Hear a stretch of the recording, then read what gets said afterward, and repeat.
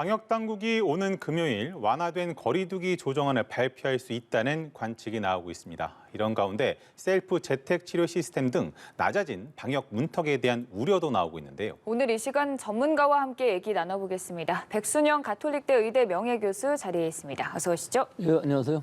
네, 오늘 오후 6시까지 신규 확진자 7만 명을 넘어섰습니다. 이 추세대로라면 정부가 이전에 예측했던 17만 명 선 어찌 좀 넘을 수 있을 것이라고 보시나요? 예, 이미 7만 명을 넘어섰고 오늘 0시까지 하면 아마 10만 명 가까이 나올 것으로 보여서요. 네. 지난 1월 중순 4천 명부터 시작해서 지금 오늘까지 거의 1주에 2배씩 늘어나는 이 더블링 타임이 한 주일로 지금 급증세를 나타내고 있거든요. 근데 이것이 뭐 언제까지 계속 진행될 것으로는 보이지 않기 때문에 이번 주에 아마 10만 명 가까이 되면서 다음 주에는 뭐 20만 명 되는 이런 상황은 아닐 것으로 보이고 이미 이 급증세의 추세 자체는 좀 둔화된 느낌이 있기는 하거든요. 네. 그렇기 때문에 다음 주 정도 되면은 뭐 10만 명대 수준에서 어느 정도 둔화세이면서 정체기를 거쳐서 2, 3주 후에는 감소세로 갈 수 있는 이 조짐은 분명히 보이는 것이기 때문에 뭐 한없이 늘어나서 30만 명 이상 될 가능성은 그리 많아 보이지는 않지만 아직까지 급증세는 이어지고 있는 상황입니다. 이거 한번 여쭤보겠습니다. 사실 뭐 정부에서 그 거리두기 단계를 좀 완화할 수 있다라는 관측이 나오고 그런 메시지들이 나왔던 게 5만 명대를 넘긴 했습니다만 어느 정도 이제 급증하는 모습은 안 보이는 상황이었기 때문에 그런 메시지 나오지 않았냐. 근데 갑자기 7만 명을 넘어섰으니까 쉽지 않지 않을까요? 아니, 이 급증세는 지금 지속되고 있는 그런 상황이고요. 건가요? 이것이 이제 2배씩 되는 것이 일주일보다 좀 길어지면서 좀 추세가 둔화되는 것을 보면서 완화하면 좋겠는데 방역 당국에서는 사실 좀 급하긴 하죠. 지금 상황을 본다면 급증세는 이어지고 있지만 위중증 환자는 그다지 많다고 볼 수는 없는 네. 것이 네. 1월 중순에는 한 600명대였던 것이 지금은 300명대이거든요. 근데 확진자가 위중증으로 가는 데는 한 적어도 1, 2주 시차를 거쳐서 나오기 때문에 앞으로 증가할 가능성은 많습니다. 하지만 이것이 어느 정도 관리 가능한 수준까지 될 것이냐. 지금으로 봐서는 방역당국에서는 아마 확진은 선 것으로 보입니다.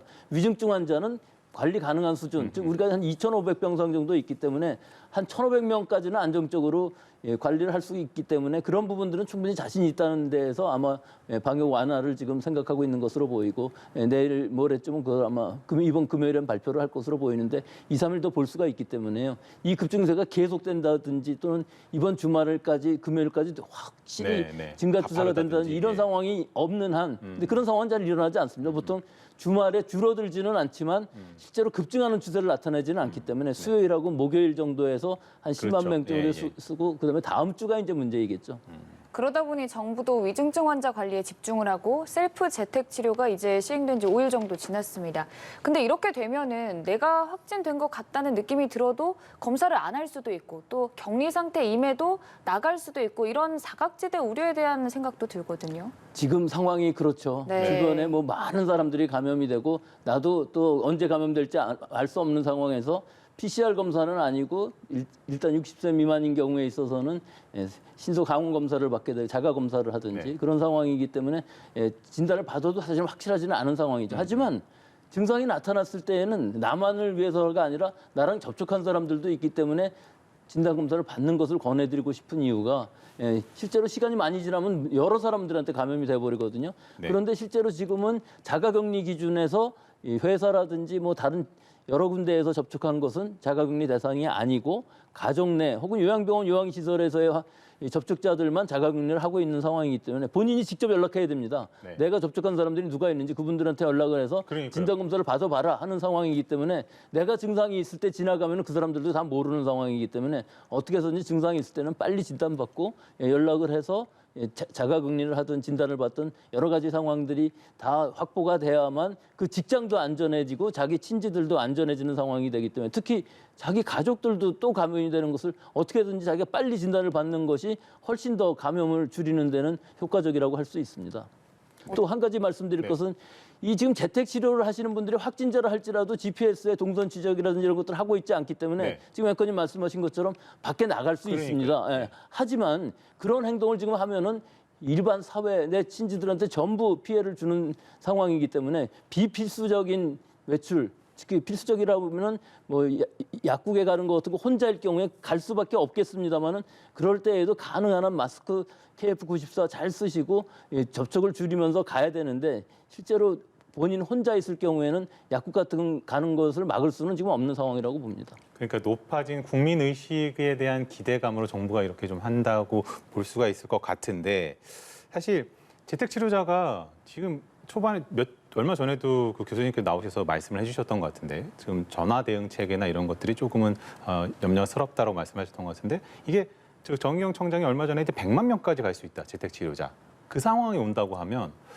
그 전화 응대나 이런 것들이 좀 그때까지 갖춰질까요? 뭐 그 상황은 올 것으로 보입니다. 네. 지금도 네. 23만 명이 넘어가는 상황이고 확진자는 계속 늘어나기 때문에 네. 접촉자들, 즉 동거인이라든지 또 요양병원, 요양시설에서의 밀접 접촉자들을 일단 역학조사는 어느 정도 하는 것이기 때문에 네. 전체적으로 보면 누적으로 보면 100만 명이 되는 상황이 된다면은 사실은 보건소 인력 가지고서 분류를 한다든지 또는 관리를 한다든지 하는데 한계에 있을 수밖에 없죠. 지금도 급증 추세에 있기 때문에 사실 한계에 도달해 있습니다. 네. 확진이 되더라도 보건소에서 연락 오는 것이 시간이 걸리고 또 자기가 일반 관리 대상일 경우에 있어서는 사실 아무것도 해주는 게 없는 상황일 수밖에 네. 없거든요. 본인이 직접 증상이 있으면은 병원에 연락을 하든가 또는 상담센터에 전화를 해서 직접 상담을 하면서 처방을 받아서 그 처방받은 약이 또 사실은 본인이 아니고 가능하면은 자기 친지들이나 누구한테 연락을 해서 받아서 갖다 주게끔 하는 것이 좋은데 그런 상황도 전체적으로 환자가 너무 많아지면은 원활히 이루어지기는 어려운 부분들이 분명히 있고요. 특히 중요한 것은 아주 좀 급해진 상황이 되었을 때 뭐 호흡 곤란이 생겼다든지 네. 뭐 정신이 혼미해진다든지 열이 38도 이상이 계속된다든지 할 때에는 바로 대응할 수 있는 본인의 증상을 잘 측정을 하셔서 연락을 하셔서 정급하면 119라도 불러야 되겠습니다만은 100만 명이나 되는 상황에서 여러 환자들이 119에 전화를 하고 응급실에 가게 된다면 응급실 자체가 대기 시간이 많이 걸려서 일반 환자들이 못 가는 상황이 되거든요. 그래서 네. 방역당국에서 가능하면은 응급실이 아닌 일반 병원들에서 진료를 받을 수 있게끔 하는 이런 특히 타과 진료 같은 것들이 중요한데요.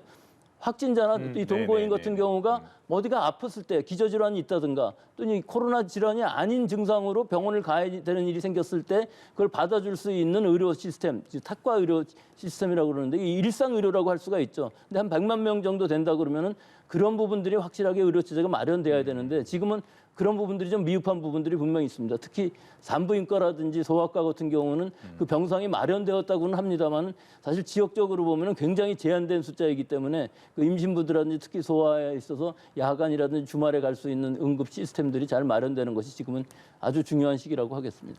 어찌됐든 일상 의료라는 말씀도 해주셨지만 지금의 정부 방역 기조 자체가 일상과 함께 가는 대응 체계를 마련해 놓고 있지 않습니까? 그러면 우리가 일상 회복으로 가기 위한 가장 첫 조치는 뭐라고 보시나요? 의료진으로서.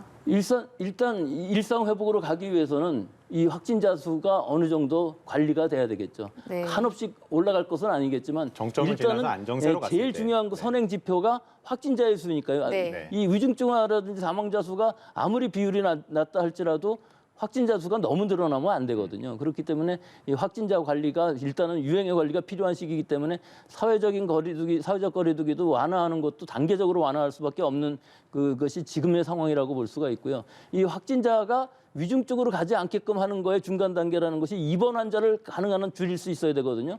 그러니까 팍스로비드 같은 것들을 적극적으로 처방을 한다 그러면 고령층에서의 위중증화율이 굉장히 낮아질 수가 있기 때문에 사실은 입원 환자 비율을 줄일 수가 있습니다. 그런데 제일 큰 문제는 이 대기가 생긴다 그러면 사실은 이 병상을 대기 중에 사망하시는 분이 실제로 지금 생기고 있는 상황도 있거든요. 지역적으로는 병상 대기로 사망하신 분이 있다고는 합니다. 하지만 이런 일이 생기지 않게끔 하는 것이 제일 중요한 부분이고요. 이번 후에도 사실은 오미크론은 퇴원이 상당히 빠르다고 합니다.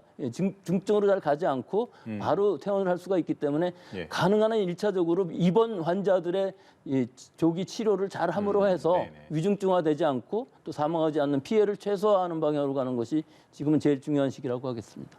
그럼 이제 현 거리두기가 20일까지지 않습니까? 어찌됐든 정부의 완화 가능성도 커지고 있는 상황인데 전문가로서 어찌 좀 완화될 거라고 보시나요? 뭐 지금 예상으로는 일단 완화는 하겠죠. 시간과 인원? 네. 시간은 한 10시 정도가 될 것으로 보이고 인원은 한 8명 정도로 된다는 것은 일단 확진자의 증가 추세는 어느 정도 뭐 감소하면서 지금 이렇게 할 수밖에 없는 상황이라는 것이죠. 일단은 단계적으로 하면서 그 다음번에 2주 후에 할 때는 조금 더 할 수 있는 상황이 될 수 있으면 좋겠는데 아마 그렇게 될 수는 있을 것으로 보입니다. 지금 다른 나라의 경우를 보더라도 이것이 지금 상황에서 바로 또 2배가 돼서 다음 주에 20만 명이 된다든지 이런 상황이 일어나지 않을 것으로 보이기 때문에 어느 정도 정체기를 간다면은 조금 더 완화할 수 있는 가능성은 충분히 있다고 보겠습니다. 알겠습니다. 결국에 정부가 높아진 국민 의식을 기대를 하고 있는 상황이고 단계적 일상 회복이기 때문에 1단계, 2단계, 최종 단계까지 가기 위해서는 국민들의 적극적인 동참이 필요하다는 점 짚어보면서 오늘 시간 마무리하겠습니다. 고생하셨습니다.